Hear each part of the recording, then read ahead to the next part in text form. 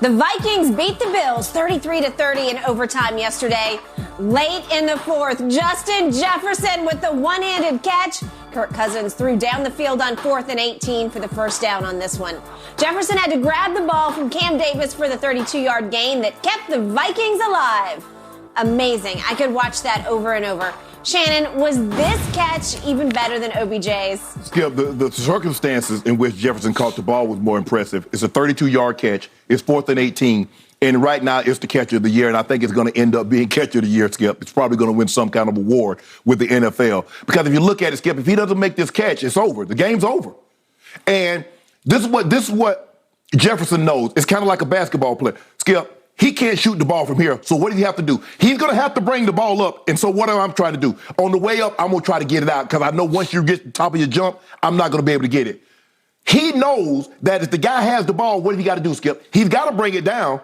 Well, my hand is in between him and the ball, so he's got to bring the ball down to me. So if I can just stay here just long enough, how this ball does not hit the dirt. Forget getting a hand on it, Skip. Did you see? The ball is right here. And somehow he holds on to it and pins it, takes it, pins it to his side, and it's a catch. It saved the day.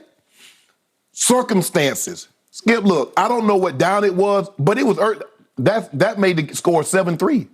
OBJ catch, it was phenomenal. Oh, OBJ. OBJ's catch was, it made it 7-3. Mm-hmm. It wasn't 4th and 18 in the fourth quarter, do or die situation. No. And also Dallas came back and won the game. Given what he did with this, Skip, on 4th down, now the Vikings are 8-1. They're the 2 seed in the NFC. Told your first cousin. I said, that's not your uncle first cousin. That's 5 chains. And really? You saw what he did. You saw what he did. He did it again. 10 points on the road. Remember last week he did it at Washington? Came back and did it again against the Buffalo Bills, who was the number 1 seed. Get our man his credit. Give him his due. He outgunned him. Big gun. I told you what was going to happen. This was unbelievable. I'm going to say because Jefferson's catch, when it happened, what it meant in the ball game, Skip, it's hard to say something. OBJ's catch was great. But Skip, it's the first quarter of a ball game. And that made the score 7-3. And they lost the game. He doesn't make this catch, you're losing the game.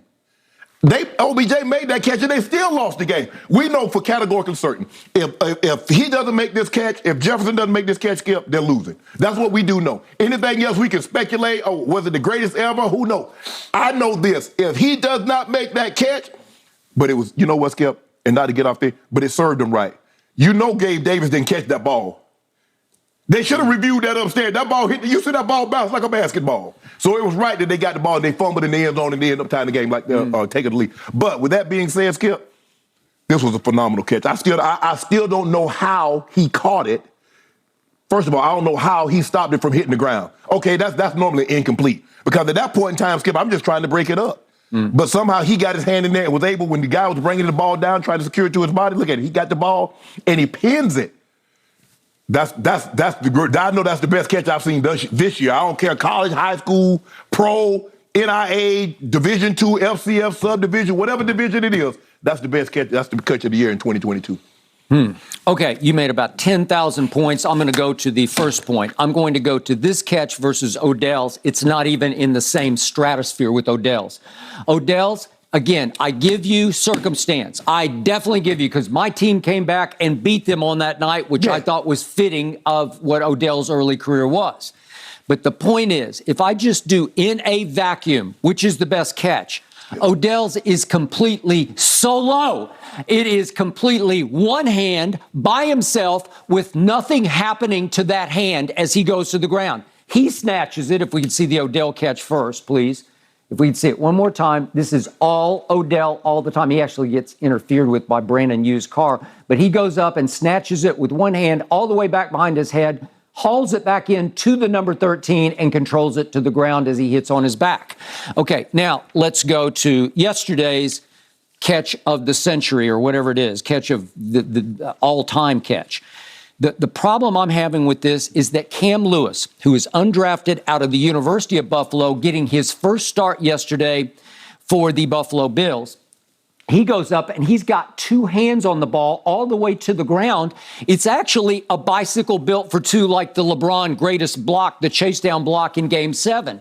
It's actually Cam Lewis heavily assists on this catch because he's the one controlling the ball all the way to the ground, because I don't believe that Justin Jefferson would have controlled the ball by himself.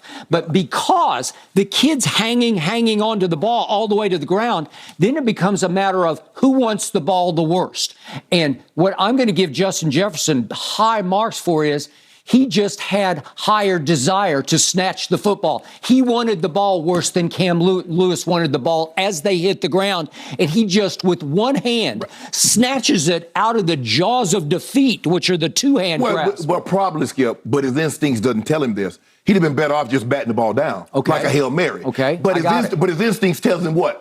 Let me catch this football. Yeah. Well, in order for you to catch the football, well, he knows it's 4th and 18, so he's going to do anything in his power to somehow rip the ball away from Cam Lewis, and it went all the way to the ground before he got a hold of it. But he doesn't need to rip it away, Skip. If he knocks it to the ground, the game's over. Okay. That's all he needed to do. Oh, you mean Cam Lewis? I thought you meant... No. Jefferson says, I got to try to make a play on this ball. Absolutely. But see, Lewis, Skip, he's getting the ball. No, I his got it. instinct says, I got to bring it into me. So he's going to bring the ball... He's going to bring the ball right to Jefferson. Okay, remember, Cam Lewis undrafted out of the University of Buffalo in his first start. Yes. So he's not thinking the way you're thinking. No. We have the advantage of sitting here looking at it cold. You know, we can look at it again and again and again. And I agree with you.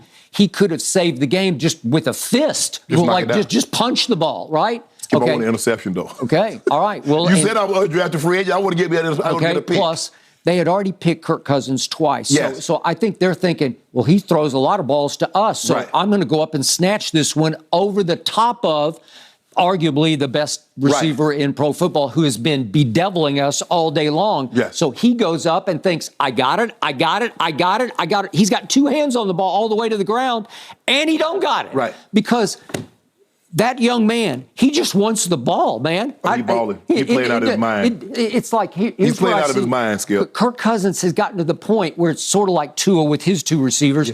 It just doesn't matter where he is. You just look for 18 and throw it. It was kind of like Aaron last year with Devontae. You look for 17 and just throw it to him the last few years in Green Bay.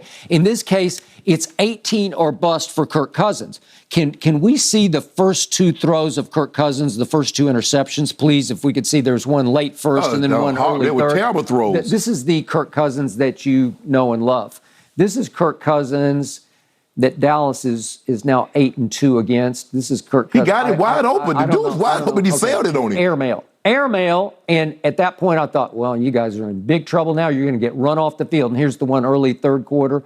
Early third, little play action fake. I'm going to throw it to who? I don't know what I'm throwing. Thielen's over there, but he just throws it blind. Like, he's not that far up the field. Okay. He ran the checks it down. Like, he hit him early in the game. Yep. Like, bro, what are you doing? He did get hit as he threw, but still, it was a terrible idea that turned into a terrible play. And all of a sudden, I look up, and would you believe that Buffalo is ahead in this game? What's it, 27-10? Yeah. 27-10. Yeah. So it's the reverse of what happened at Green Bay, because in this case, the home team in the snow, it was snowing pretty hard for a while, they're ahead 27-10 with 1:51 left in the third quarter. Right. And then what happened? Josh Allen happened. Yeah. I've told you again and again and again. You rave about Josh Allen. I rave about his size and strength and speed and arm talent. He's got all that. Yeah. I just don't trust him in the biggest moments in the biggest games, because he throws two. These are unforgivable cardinal sin violations. Well, he did it last week, too, at a pick in the end zone. Okay, so now he leads the NFL in red zone picks thrown. Yeah. And it's with 4, and he's thrown them in the last 3 weeks. Yeah. Oh, really? Okay, so could we see the first interception? This is early in the fourth quarter, 10:27. It's from 4th and 2 at the 7. He rolls out. You can't do this. You just can't throw it to them, and Patrick Peterson snatches that one. And he got 2 of them yesterday. Yeah, he got 2. Well, I'm about to get to the other one. Now, could we see? Okay, so Kirk Cousins, if we could see on the 4th and goal, it's 4th and goal from the 1, and Kirk tries. His helmet looks like it's always too big for his head to me. He looks like he looked like he weighed like 175. He can't get no leg drop. Look at him. What are you doing? He didn't even come close. Why would you even try that play? I have no idea, but he tried and he failed. And all of a sudden, it looked like, well, it's game over. It's game over. Kirk, I don't like that, right? I don't like that. And all of a sudden, Josh Allen has the ball on the other side, and all he's got to do is get it out of the end zone, and the game's going to end, and he lost the snap. It's like he closed his hands early. I guess so. He did. Boy, it looked like a decent snap. Yeah, he hit it right. Yeah, it looked But Skip, like you said, that he's thinking, man, I got to get this snap and get out of here. And he starts to move before he fully gets the ball, and it hits the ground, and Kendrick. And unfortunately for him, they fell on it. Yes. Well, it's the ultimate worst thing that it's your worst nightmare. It cannot happen.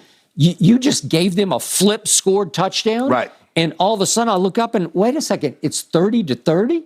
So I'm sorry, it's 30-27. Yeah, so he drives them down, and they got the field goal thanks to the play that wasn't overturned. Gabe Davis. That ball hit the ground. You could see that. It was the Gabe Davis play was what is 24 seconds left, 2nd and 2 at the 40. And you can't challenge it, so it's got to be a booth review. That ball hit the ground. Blatant. This ball hit the ground. Watch this ball. It dribbles like a basketball. Come on. Look at this. Blatant. Come on, man. Not to the ground. How can somebody in New York not say, stop it, blow the whistle? They stop it all the time. Okay. They do it all the time. Okay. And Buffalo, to its credit, went to the line of scrimmage and ran a play. Yes. And all of a sudden I'm saying, wait a second. Because we didn't even get to see the replay until after Buffalo had run a play. And then obviously it's too late. Right. So they get the little chip shot. Now it's 30-all. And then we go into overtime. And I got to show you one play. The play of the game to me, and I know the catch was a huge play, but the 3rd and 10 at the 26 in overtime, they're 3rd and 10 at the Buffalo 26, and Kirk Cousins just drops back and says, I don't know where 18 is, but I'm going to find him and just throw it somewhere in his direction. It looks like he's at least doubled, if not triple covered. And Cousins just says, watch this. I don't even care. I'll just throw it up for grabs because somebody else could have grabbed that, and guess who did? It does look like they're playing two-man. Yeah. Because he goes release inside. Yeah. Okay. And he just throws it up, and guess who? And that's game over, right? Okay, that's all you needed. And Cousins even gets sacked on a play after that, and they went backwards, but they're still in field goal range, and that's the end of that. But here comes Buffalo. Buffalo's got one last chance, and it gets to 2nd and 10 down at the Minnesota 20. Because, boy, Josh Allen, between the 20s, he can just go up and down the field like nobody. It's just hard to get down, Skip. I mean, he's running, and he's just like, he's looking for linebackers, safety.